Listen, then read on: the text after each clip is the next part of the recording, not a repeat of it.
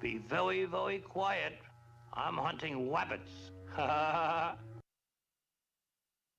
Say, what's the matter with you anyway? Don't you even know a rabbit when you see one?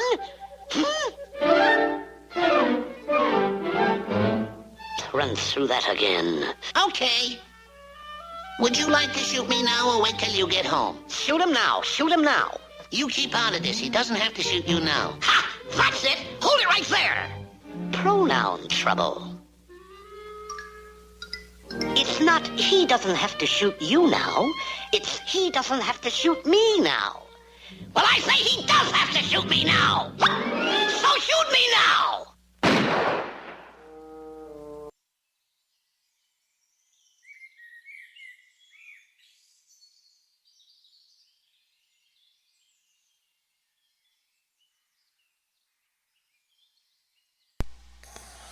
Well, here we are back again at Wanderlust. Wanderlust is my Forrest Fenn Search for Forrest Fenn's Gold channel.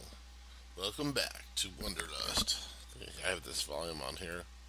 So, I am back. Little Saturday morning cartoons there. I remember as a kid, it was huge. Was Saturday morning cartoons, and particularly of that genre, and Looney Tunes and Daffy Duck and Bugs Bunny. So we see Elmer Fudd hunting rabbits, and Daffy Duck is usually getting himself into trouble. And anyways, I just thought it was cute.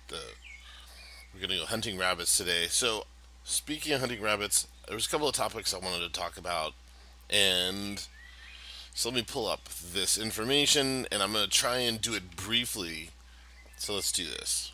Okay, so here it is. So the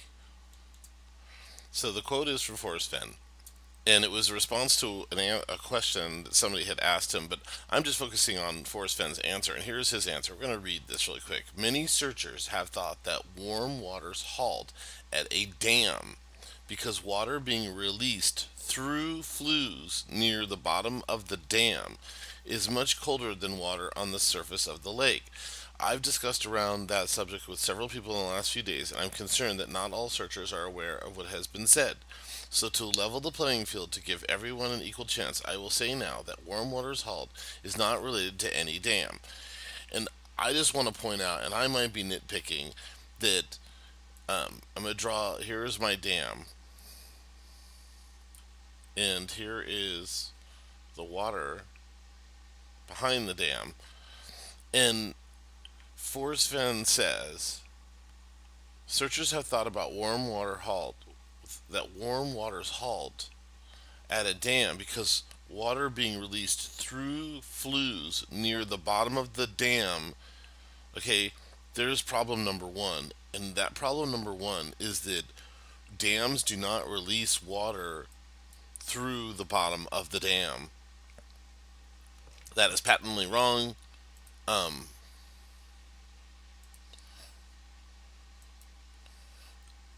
There's usually a gate at the top of the dam, and when the gate is lifted, and for example, here's the water.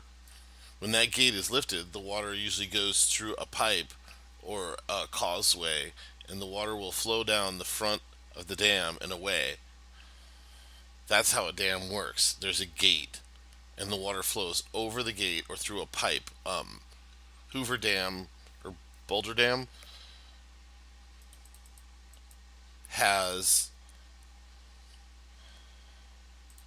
they have giant pipes that go around the dam,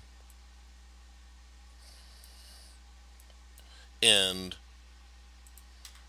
when they want to release water, there's big gates that they lift, and the water goes around these huge pipes and dumps out on the other side of the dam. Again, they do not go through the dam. So part number two of this, or just along that line, most dams are built in a way where there's also a tube, and the water The gate is lifted and the water goes down that tube that's in the front of the dam and spins a turbine, which creates electricity. Okay, so the point is that water, and I'm saying this for the third time, water being released through flues near the bottom of the dam. Now, I'm wondering if he misspoke, and what he meant to, what he was saying was just that, is that there's a flue, and the water is released through the flue, but the way he said it, I think it came out saying that water goes through the bottom of a dam, but then he kind of adds on that, and then he says, flues near the bottom of the dam is the water is much colder than water on the surface of the lake, which is also wrong. Um, I went to the National Fish and Wildlife Association and also to several other research sites from university, and I found papers that actually talk about how the behind dams, the first 12 inches, or they say 1 meter. I'm just going to use the English system. 1 foot. They're saying barely 1 foot below the surface of a lake, that the temperature actually declines. The temperature actually declines exponentially. The heat dissipation, so that when you get just maybe, and I'll just use that as 1 foot below the surface of a lake, a dammed lake, that their paper, and I'm summarizing it, that the difference between the temperature at the bottom of the lake and below the first foot of the lake, there's like the difference is 0.001, which is a small fractional difference, which explains the reason why when you go to a lake and you stick your foot in the first foot of water, you might say on a hot, warm summer day or the sun's been out, and you stick your foot in there and you'll say, wow, that's not too bad. And then, you take off your shirt and you dive in and it's extremely cold. And because the reason is when you dove in, you breached that first foot of water, and for all intents and purposes, the water below that first foot of water is almost identical to the temperature of the water at the bottom of the lake, and you will immediately get a sensation or a feeling for how cold the water at the bottom of the lake is, because the water just barely 1 foot below the lake is almost identical to this temperature. So when Forrest Fenn says that the flues near the bottom of the dam is much colder than water on the surface of the lake, that also is, for all intents and purposes, wrong in two ways. And one is they do not release water from the bottom of the lake, and the water temperature near the top of the lake is almost identical near the water near the top of the lake. So to say what he said is wrong. And I think he just didn't know that, and I think if I sat him down or he watched this video, he'd understand that and he would correct that. Or he'd probably agree, I think. But the other part that I think is interesting is that this last part that he says, and a lot of people will interpret this as, I will say now that warm water's halt is not related to any dam. So remember what he said is, he said where warm water's halt is not related to any dam. But he didn't say the thrill of the chase is not related to any dam. He said where warm water's halt is not related to any dam. And so I sort of agree that with some other people, is that if you threw out a solve that has to do with a dam because of this statement, I would rethink that. Because remember, he only said where warm water's halt is not related to any dam. He didn't say the thrill of the chase. I know I said that twice, but I think that the other statement that he makes. So along the same lines, I wanted to talk quickly about and fit this into this video, and then I wanted to go on and talk about, if I might be able to do that this morning, is about this other video. But that along the lines of hunting hunting rabbits. Another thing that this was another answer to a question. This guy Phil says, someone unfamiliar with your poem receives a message that says, meet me where warm waters halt, somewhere in the mountains north of Santa Fe. Would they be able to work out where to go? If they can't, would they need the whole poem, another stanza, or just a line or a word to help them on their way? Phil. So he says, there are a few words, Forrest Fenn says, there are a few words in the poem that are not useful in finding the treasure, Phil, but it is risky to discount any of them. You oversimplify the clues. There are many places in the Rocky Mountains where warm water halt, and nearly all of them are north of Santa Fe. Look at the big picture. There are no shortcuts. And I think, as of late, to me, this has been this part of this comment, and there's several other ones from Forrest Fenn that I just keep focusing on and thinking really hard about, is that there are many places in the Rocky Mountains where warm waters halt, and nearly all of them are north of Santa Fe.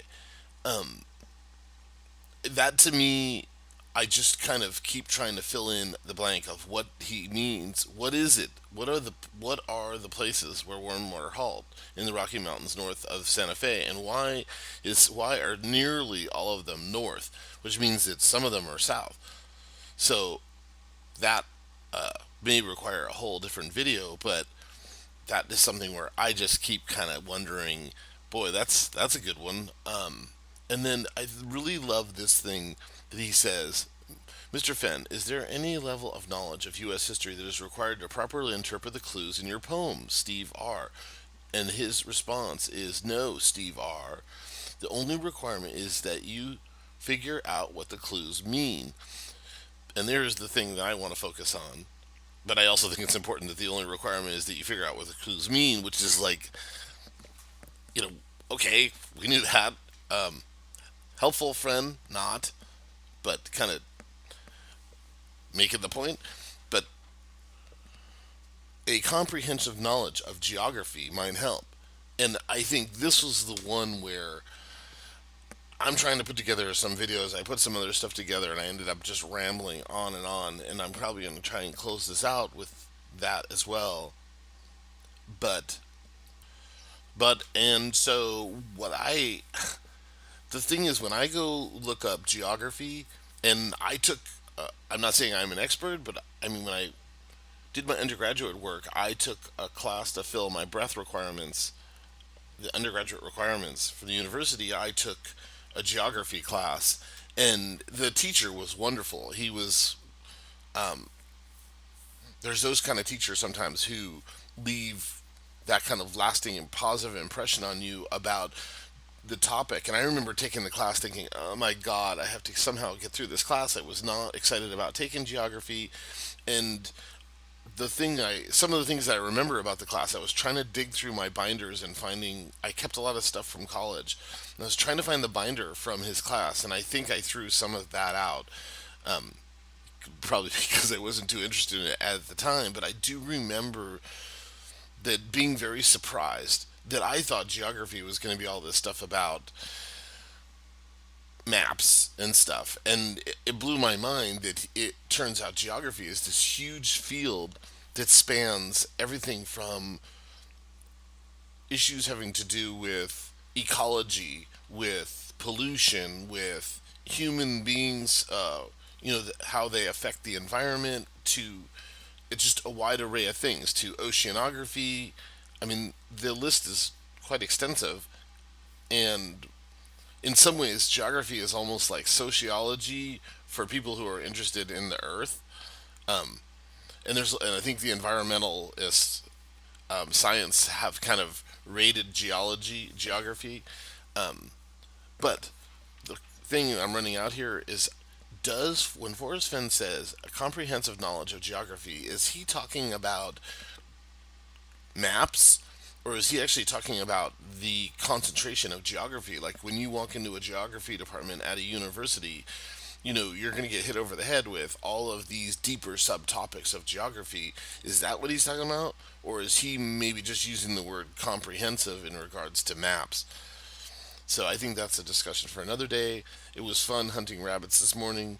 I'm going to do this other video. So thanks for listening, and like my videos and subscribe. And I'm out. Thank you.